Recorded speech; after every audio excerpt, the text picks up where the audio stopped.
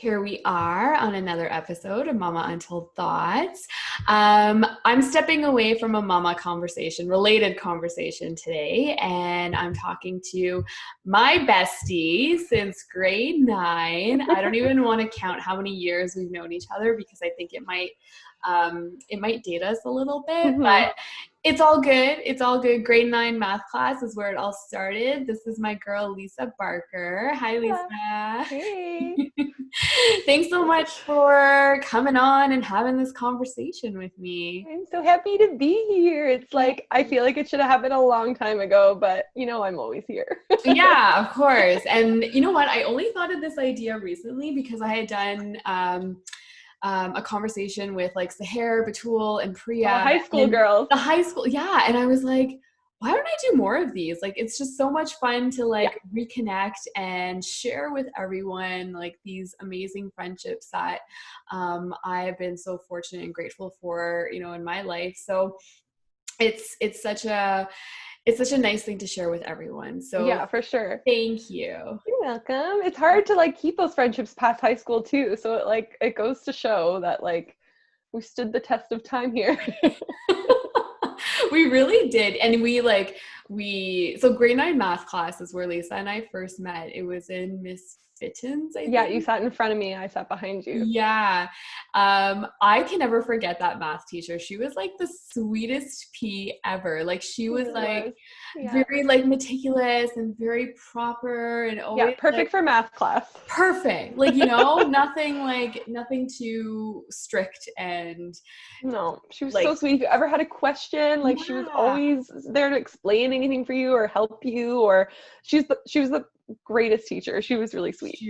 She was just, yeah, I she wonder was what the she's up best. to now. I wonder if she has like Facebook or something. I know. Do Or you ever wonder, Miss like, Fitton. I'm misfitted, I know.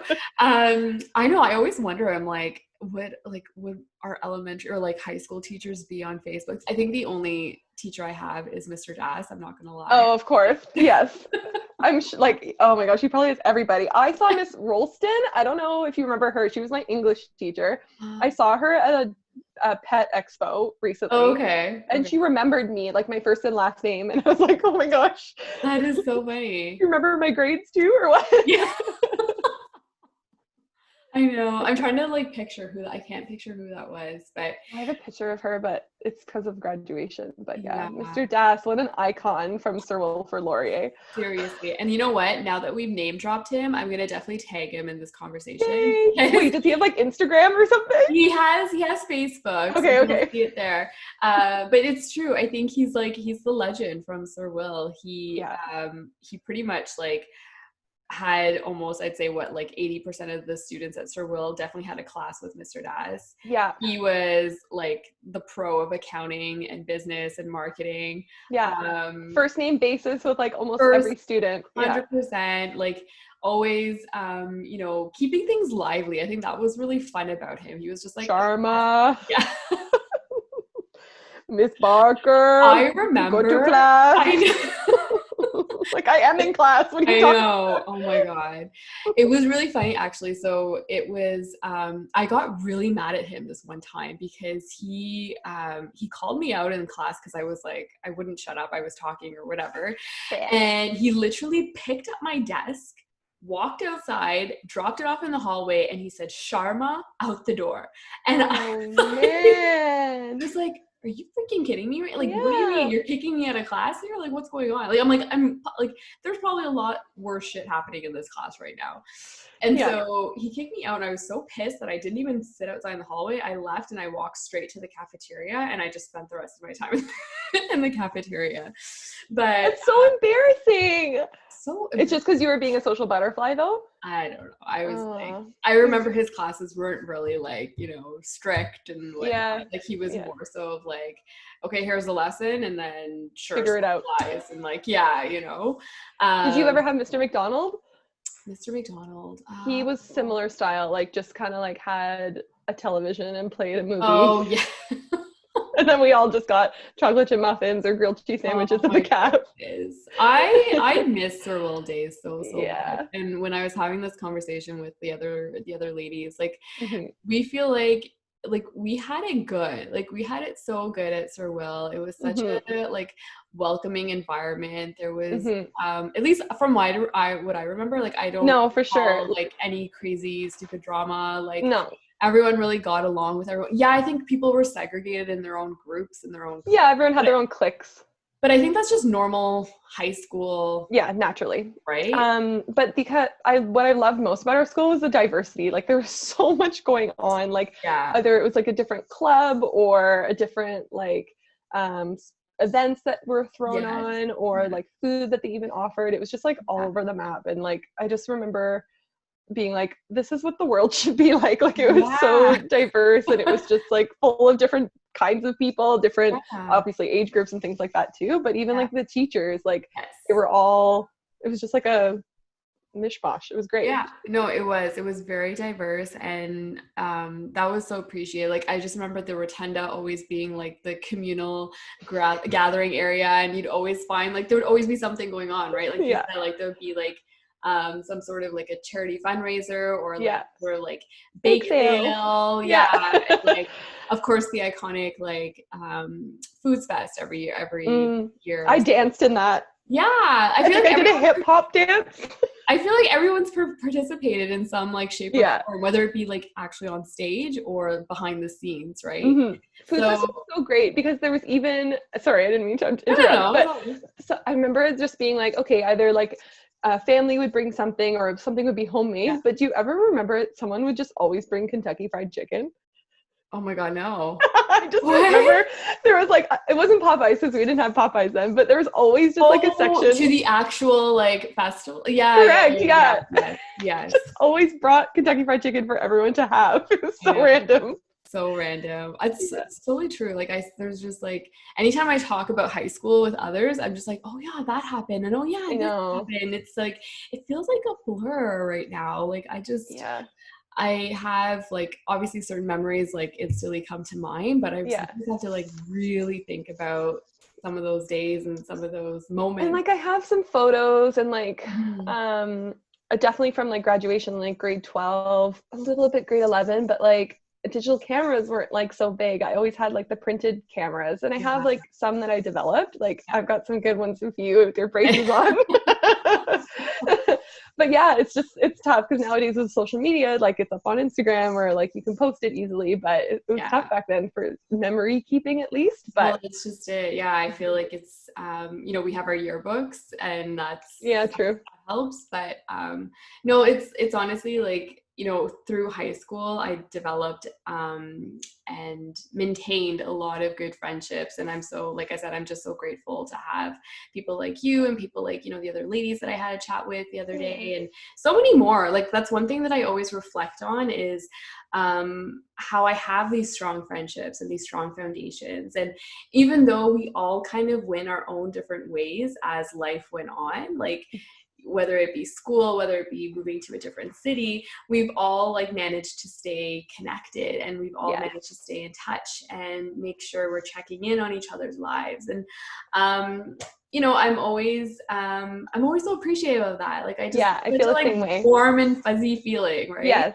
And And yeah, it speaks to like our morals and values. Like it kind of all stemmed at a young age and yeah, then you carry that out and you sort of go away and stem away a little bit, but you always come back to your grassroots. And yeah, I feel the same way about exactly. you. I yay. So and I'm talking like life, even life events, and you know, you've been there for me from wedding to babies to you name it, right? Surprise proposals. Surprise, yeah, like you know, even the hard stuff, right? Like going through mourning losses and Hmm. other friendships maybe not making it through. Like there's always been like Yeah. something going on in our lives, and we've always just respectively been there for each other. So Lisa, your wedding was supposed to be in May. Yeah. I know. I'm always like I'm. It's such a heavy topic because you have been a wedding slash well event planner for like many years.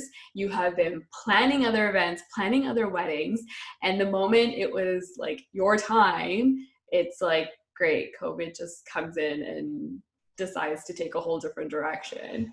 How Yeah. have you been feeling? How much time do we I have? know. No, I'm just kidding.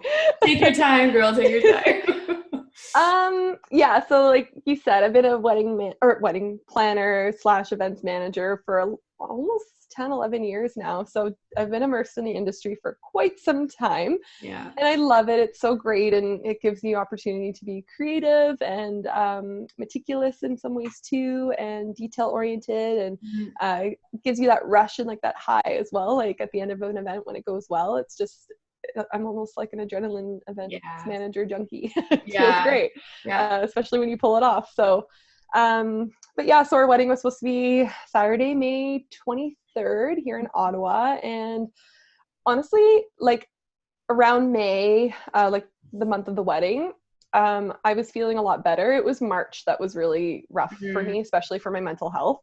That was when it really hit that like this probably or likely isn't going to happen. Yeah. So March was rough. So definitely needed to tap into the self-care and like doing things that made me feel better, and talking to my partner, Matthew, who shares the same name with your husband as well, the Nats, really helped as well, like incredibly supportive. It's funny because like obviously he was looking forward to it as well, but in a different way. Like for me, it's something I've dreamt about, like typical since you were a little girl kind of thing, but even more so that I've like planned several weddings and even like nitpick to be like, I could do that element or add that element to mine, and like all these little pieces. So all that history and build up and everything to just be like, and this was the thing, I was like, it's not canceled. Like cancel was ended up being a trigger word for me. It's postponed. Yes. So yeah, just finding the light in the postponement, I think, has been a priority for me. And definitely since I'm connected with people in industry, luckily all my vendors, I was blessed to have everybody be able to pivot to a new date. And again, like I'm not 20 something, like I'm in my early 30s, and postponing like to a next year or a year after isn't really realistic for myself and Matthew. So we definitely really wanted to still try and have it this year. So we're aiming for a fall wedding. Hopefully that'll still happen. But yeah, it's been tough. It was really tough to bite in March, but like I said, finding the light in it with like how things are moving around and how people are accommodating, and like my sweet bridesmaids, yourself included, just like providing the support, dropping the messages, like all that was just, it meant so much to me. Like I wanted to be happy with like all the sweet things you were saying, but it was making me cry. But it was a good cry, you know? Yeah, no, for sure. It's like, and like, you know, everyone's going through their own different ways of coping with, you know, postponed weddings, postponed prom, postponed like baby showers, postponed like even like celebrating. I've seen a lot through like the mom Facebook groups, like a lot of moms and their little ones are turning 1, right? So that like big first birthdays. Like there's a lot of big milestones that are just happening, but just not in its full potential, right? You got it. It does take, you know, and that's something that I really want to touch on, because it all comes back to our mental health and how we're all coping with it and how we're navigating these emotions. Because pre-COVID, I mean, like forget about COVID, like we had a responsibility to always check in with ourselves and to always make sure that we're okay and that our mental health is okay. I know I've had to, you know, figure out through my journey of coping with my mental health different ways, like different mechanisms. And so a whole other layer, then you add in COVID, and it's like a whole other layer that you all of a sudden need to switch and try and navigate this new lifestyle, or whatever you want to call it. For sure.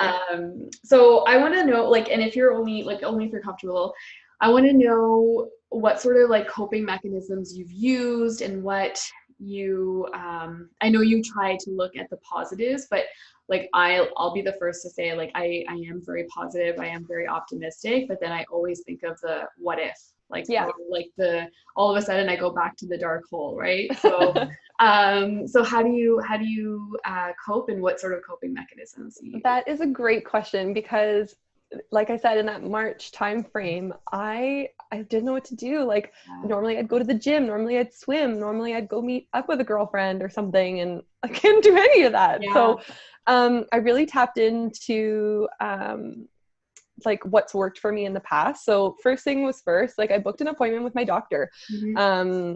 And I just said like, I'm trying not to be upset about this. Like, I get it. Like, there's other things in the world that are worse, and people are in worse situations than I am. But like, I can't help but feel For sure. this way. Yeah. And one of the great things that my doctor said was, Lisa, it's okay to like feel your feelings right now. Like, we're in a global pandemic. Yeah. So Yeah. it's one of those things where it's okay to be sad. And here I was like fighting it to not be sad and be like strong and okay with it. And it's all good. It'll happen in the fall. And good, it's all gravy. But like I was bummed. Like I wanted to do something special still on the date in May and things like that. So so for me, yeah, like physical fitness is number one. Like I was walking a lot with my dog. So I was going on lots of walks, and that helped. But again, like with the advice of my doctor, he was like, you need to up your like moderate to high intensity physical activity, because the moderate is great, and like I am getting out and active and in the sunshine and all this, but it wasn't enough, and it wasn't getting those endorphins going. So that was really helpful, and I started running, and Bauer comes running with me, which is great. He's the perfect size for that sort of thing. So I can still bring him, and then set up like a workout sort of gym in our basement with some free weights and like stuff that we had around the house that can very well work. It just was like making it smart so that I could reflect afterwards and like care for myself. So that was good as well. And then honestly, like talking to you and the girls is like the greatest. It's just such a great way to feel better. Does that answer your question? What was the part? What was the I feel like I just no, it's perfect. And honestly, there's no like, I always say there's never like a right answer or like, a particular way, because okay, good. Yeah, no. Like, don't feel like I was like, I wasn't sure if I did. Is that what you asked me? No, it's perfect, because I think, it's so important to make sure we have these right like mechanisms for us to deal with the situation. And a lot of the times, like you and I, we've had open conversations about how mental health is still so stigmatized and it's not openly talked about. And that's something that I really appreciate with you, Lisa, is that you are open about talking about your mental health. And it is a journey, right? It's not even like I always say, no one should ever be awarded for sharing their story. It's everyone's going through their own journey that they need to feel comfortable in, and they need to, when the time is right, they share openly if they are comfortable with doing so. But also keeping in mind that what they might share might be an offset to someone else, right? Like you don't want to, what's the word I'm looking for? Like almost trigger. Like you don't want to trigger another emotion, right? So. It's very convoluted, like in that sense, it's very convoluted. And but I've always appreciated how honest we can be with each other about like what we're feeling and how we're going through certain situations. And you said it, like having a support system is so key. It is so key. And it's so key to have a support system even outside of your family, right? Because your family might not see it the way that a third party might see it, right? So, and I say support system, I mean like friends, I mean therapists as well. Therapists are, we were having this conversation just yesterday offline about how it's also stigmatized when people go and speak to therapists. Yeah, it sucks. Right? It sucks. It sucks that people still associate like you're weak. yeah, you're weak, You're there's something crazy. wrong with you're crazy. And it's the Yeah. language. It's the language of it all. And language is so powerful in how we talk about mental Hmm. health, right? It can Yes. be, like I said, it can be a trigger for many people. And we have to be sensitive about how we talk about people's experiences and people's dealings with their own mental health. So thank you for for being open and for sharing. We add in this extra layer of COVID, and it's like, It's wild. it's But it's suffocating. but it's so important. Like you have to feel your feelings in a Yeah, way, because like, but feel them, but then like do something about it. Like don't wallow in them. But yeah, like what's your yeah. action plan that's going to be sustainable? So my partner, he's like the perfect example, like of like coaching and saying motivational things like this to me if I ever need it. But if you have if you're feeling down, if you're feeling overweight, if you're feeling sluggish, if you're feeling like you're not, like you're just not motivated, or you're just Yeah, feeling bleh, yeah, um and that's okay. But like, do you like feeling that way? Do you want to keep feeling that way? There's things that you can do yeah, um in the interim to like combat that and to yeah, avoid those feelings and to make yourself feel better. And it's easy. Sometimes it's pretty easy, and it's just a matter of like being motivated, sticking with it. And like, I'm the perfect example of like, I'll just sit on the couch sometimes and just like pig out. yeah, or have some wine and just make that every night the routine. And it's like, yeah, no, yeah, I'm going to every night, oh my gosh, every night at, what is it, 7:30, I've got Bauer staring at me like yeah. in my Right. face. We're ready for the park, mom. Yeah, let's And I go. love it. Like, it gets me out. I get Yeah, socializing with the neighbors. It's a good thing. yeah, Whereas I could just be like, no, dog. yeah, No, yeah, we'll go for yeah. a walk. We'll walk to the park. We'll walk back. We'll go to the park, run around and everything. And that makes me happy. Like, that's one of my self-care things, is taking care of him in a way, is Yeah. a way for my self-care. Like, it makes me feel good. It makes me feel good to see him like playing with other dogs. Is crazy. Yeah. I don't know if that's a little weird, but like, I love looking at the other dogs running around and playing. And then watching all the puppies, of course. Who doesn't love a puppy? No, for sure. But that was something I really tapped into, was like my, like me caring for him obviously helps me, makes me happy. Yeah, And then incorporating that with some sort of physical activity. So that was really great. So, but yeah. yeah, tapping into that self-care is so important. So Um, important. I started taking baths. I normally don't do that. Yeah, I'm big with like painting my nails. I feel like that's a great way to just like, turn everything off and just like yeah, do something for me. yeah.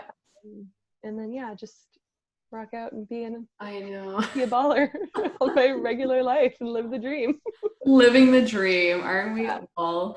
Yeah. But it's true, like you make a good point that like I am guilty of just wanting to like pig out and sit on the sofa and like binge watch like a show or like Kardashians or something. something like, Yeah. so, but then I think that's also needed too, because it kind of like gives you like a reset or like a recharge of Yeah. like, okay, I did it, I got it out of my system, Yeah. got to get back into like, Yeah. whatever it is, like fitness or going for walks or like Hmm. whatever it might be, right? Hmm. I'm also really interested, Lisa, and it's kind of, I Talk hope to you don't me. find it weird, but because there's also like a lot of talk around how like couples are going through this COVID experience, right? Yeah. I'll be the first one to admit that it has been so fucking hard to to go through, because you're literally like you're with the person 24/7. Nothing against Matt, love Matt, of Love course, Matt. love Matt, but you are also in each other's bubbles for like every single hour in the day. And like I just, from like talking to some of my other friends who are in marriages and with kids, that like the kids too adds like another like heightened Oh gosh, I can only imagine. sort of kind of Element emotion. of some sort. Yeah. Yeah. So there's a lot more like disagreements. There's a lot more like, tiffs and whatnot. Yeah. And so I'm curious, how are you and Matt kind of going through COVID? And how are you like, we don't even have that opportunity to go out for date nights, right? So like, what are you guys doing that keeps, that element alive? Yes. Well, I love this question because I love talking about my man. So yes, we still are engaged, Yeah. even though it's been tough times in quarantine. Oh my We still goodness. want to get married. Okay. This is the ultimate test, Lisa. I think this is why. Yeah, we're fine now. We're gonna Yeah. be set. But yeah, so Matthew is still working. So his business or where he works was deemed an essential service. So Okay. where I've been working from home in this sweet office, Yeah. he's been going in like Monday to Friday, like 8 to 5, or not even, probably like 7 to 5:30 to be Oh my honest, like goodness. putting in work. So bless his heart, because like some of us are kind of getting this like weird change of pace, but he hasn't. And if anything, Yeah. he's been working harder. So so I don't see him during the day, and it is lonely because it's just me and Mr. Bauer Mm-hmm. during the day. And then I work from home, and he comes home, like I said, around like 5:30ish. But then when he comes home, I'm like, yay, a person! Like, let's talk. Yeah. Whereas he's probably just like, give me a moment here. Like, Correct. yeah. Yes. So bless his heart, my sweet Matthew. Oh, He's very patient, and I've learned, like, obviously when he comes home first thing, like, buddy wants to unwind a little bit. Guy wants to like have a drink or like chill out and sit on the couch. So we've ironed out those kinks at the beginning. So that's good. Yeah. And yeah, so like back in May when it was our to-be wedding date, we did a cute little at-home date. Honestly, it was probably lasted the whole day. It was awesome. So like we went for a big bike ride. We're blessed to have like this green belt near our house, so we went for a huge bike ride.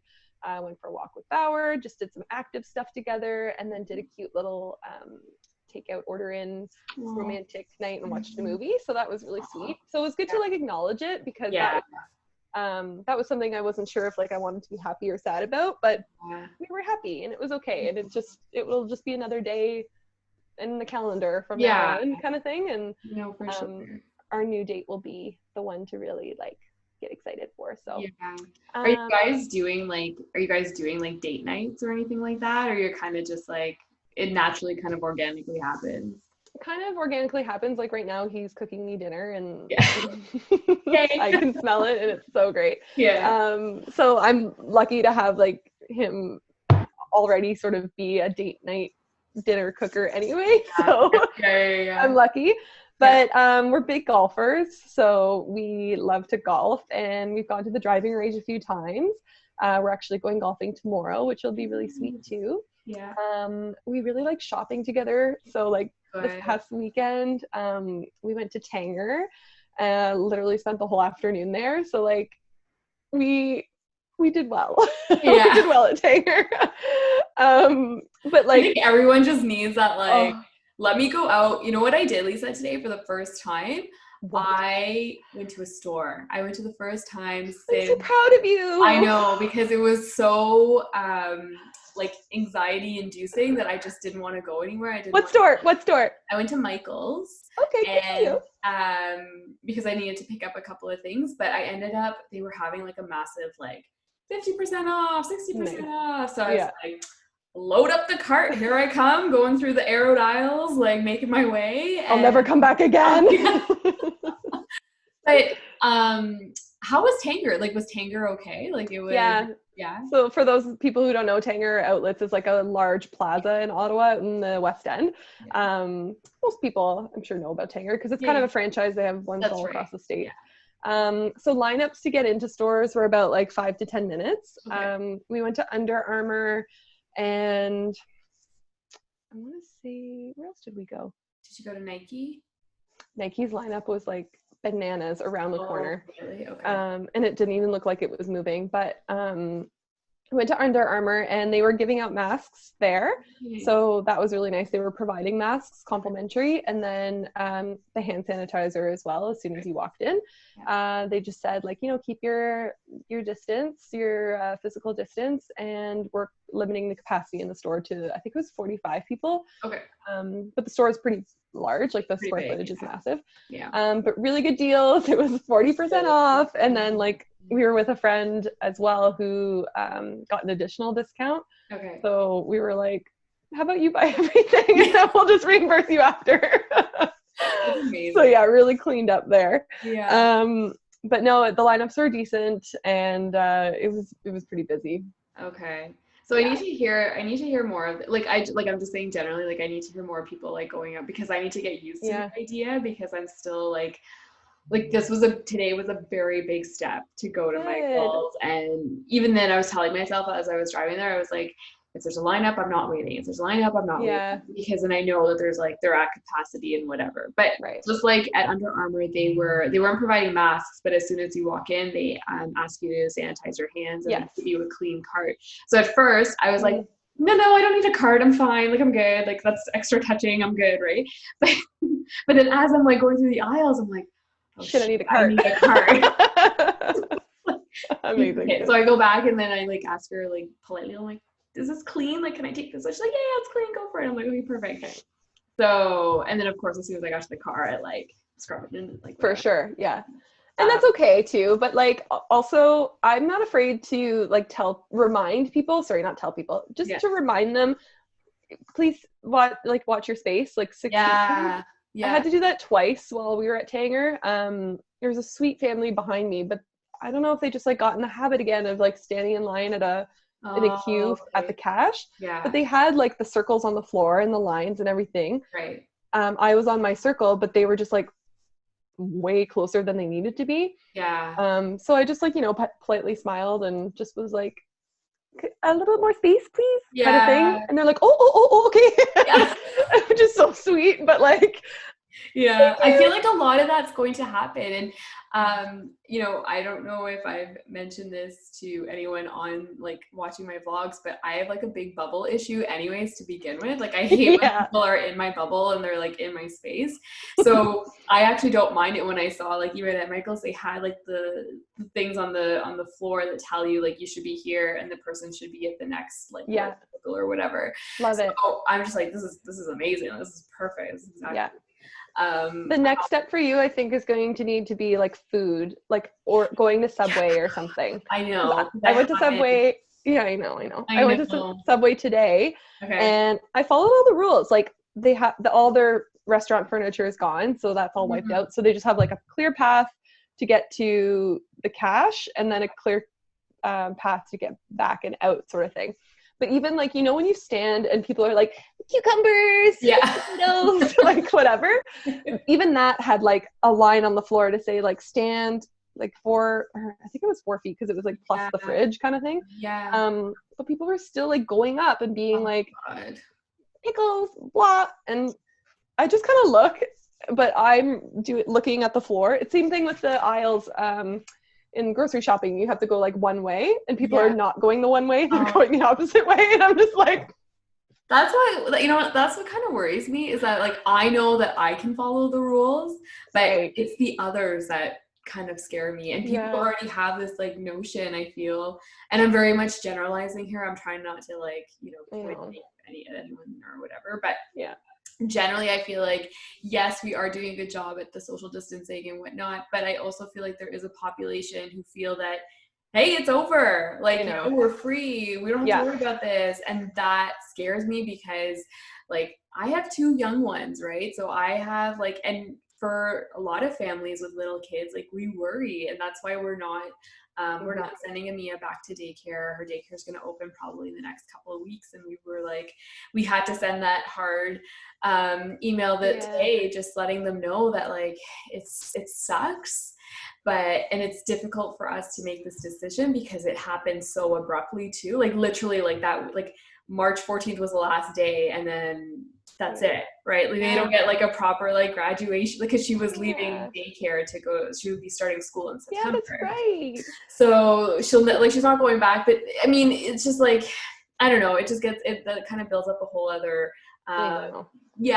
like other emotions and whatnot. And I just worry that like people think that this is like it's all over and that we can go back to our regular lives. But I think like we just have to be so cognizant that this like we're not going back to any sort of normalcy. Like there's no normal. Like we're going into like a different way for at least like short term. I don't know, long term, like who knows really. But and going back to like wedding stuff, like I felt the same way. I was like, okay, what if like November can't happen? What if like our fall wedding, like it's still kept up? Like, because I even was thinking if May was going to happen, but obviously that's not going to be a thing. But let's say our fall wedding, like, okay, great, like have an event over 100 people. Like, are people really going to be comfortable wanting to, you know, eat off of a past hors d'oeuvre plate from someone who someone else has also grabbed from? Or like I just think of other elements of a wedding where like you wouldn't think, or of an event where you wouldn't think, like would someone second guess that, or having physical distance between guests, or even like dance floors, or like you know, it's gonna shift. I didn't even think of that. So for my work, sorry, go ahead. No, I was just gonna say, like, you obviously see that because you've been in this industry for so long to realize that. Like, what are you thinking? Like, how are you thinking this is gonna play out? Like, not even just for your wedding, but like even future like events and weddings and stuff. Like, how do you see this unfolding? So I've gone on a lot of webinars, and like I've taken a lot of PD through work, which has been great and super helpful, and definitely opening up the industry's eyes to alternate ways to host events. So obviously this virtual piece is really big, and there is value in it as well, because like it gives you the opportunity to rewatch things or go back to it or watch it at a more convenient time, and there's no travel costs and things like that. But there's also an added element of like you miss out on those like face-to-face networking connections, or building those real raw relationships in person.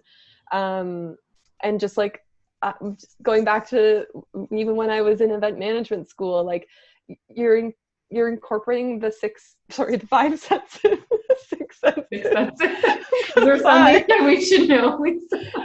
It's always that movie that gets into my head. That's why. The five senses. When you go to an event, like there's something you smell in the air. There's things that you see with your eyes, and like things that you can touch, and it just, there's all these different elements to an event that like it just doesn't tap into when it is virtual. So it'll definitely be interesting. But a lot of the fundraising events that I've been looking into and thinking of for my own work, it's going to be tough. I'm not going to lie. Like it'll primarily rely on donors and things like that, and corporations to really step up in this way and align. But for just like regular old events, like it'll pivot for sure in some way. But I also learned that like a lot of people are incorporating sort of like a hybrid event. So whether it's normally it's this in-person piece entirely, but there is a way for it to be virtual and sort of in person. So I saw a couple events where they were incorporating, like they would mail you a kit of sorts, and then you would keep your kit and like have your lawn sign, or have like some door hangers that you can share around your neighborhood to say like, hey, I'm doing this and I'm raising money for whichever cause is near and dear to your heart, and then have your virtual piece be like your online fundraising page or something like that. So there's ways that you can still like do run and walks, and Tamarack Auto Race Weekend was like the perfect example for that. Like they've exceeded registrations this year through the virtual piece, and that's been like a huge success for them. So it goes to show that like they haven't flopped, but it's just a different way of doing it. So yeah, super interesting. Yeah, it's going to be very interesting going forward. And that's so true, because I was supposed to do the Run for Her walk through the Royal Foundation that they do every year, and I think they do it in collaboration with Shoppers Drug Mart. So that was last weekend, and we were supposed to do it, of course, in person. They've now shifted the concept to be, so they pushed it to September. Asked teams to socially distance in a neighborhood. So the team would get together, socially distance, and then just do a walk in like a neighborhood that they all decide whatever. And it makes sense, right? Like Yep. we do have to continue our lives and go about doing the things that we were doing, but we just, like you said, you just have to pivot and try a different approach, right? Because you still support that cause and exactly. You want to do something for that cause anyway, quarantine or not. So exactly. I know, it's interesting. It's going to be interesting. Even like I was thinking about festivals, like how are festivals going to play out? How are concerts going to play out? How are kids' birthday parties going to play out, right? There's a lot that a lot of growing pains going through this, I feel, because we'll all just be getting used to this new concept, I guess. Yeah. But yeah, it'll be interesting for sure. I was considering starting like a Brides of Ottawa support group. Yeah, you should. You really think I might. Because it's like, I know there is an like for buying and selling, right? They have a there's tons of those. But no, there should be a support group. I feel that's definitely and that way you all are like connected and you all know kind of what's up and what's going on. Advice of like what other people have done with their vendors. Okay, well, this is a sign. I'm gonna do it. Everybody subscribe for the link. I create it. I'm gonna link it so people know where to get it. I'll be the admin. Oh my goodness. Well, Lisa, this has been so much fun. I am so thankful for you taking the time out, and so thankful to you and our friendship and everything you do for us and our family. It is so loved and so appreciated. So thank you. Oh, you're so welcome. I feel like we can go on for another hour. I know. I'm like, oh my God, it's almost been an hour. Yeah, you know. It's crazy. Time flies. And like when I asked you to do this, like there was no like, there's no script, right? We were just like, let's just talk as if we were just talking and, grabbing a cup of coffee or like a glass of wine, which I so dearly miss doing with you. Yeah, I know. Or you mean the bottles? Yeah. Yeah, the amount of bottles we go through is unreal. But and I don't know if I told you, but the Moscato, I'm down to like my last like couple of drops. I'm so proud of you. You're just like juice though. You're not a regular mom. You're a cool mom. Cool mom, right? So thank you so much again. This is fun. And definitely do you, girl. Keep that positivity, keep that momentum going, and we're all cheering you on. Thank you. I'll share wedding pics as soon as I can. Yes. Fingers crossed. Fingers crossed for sure. All right, love. Thank you. Bye.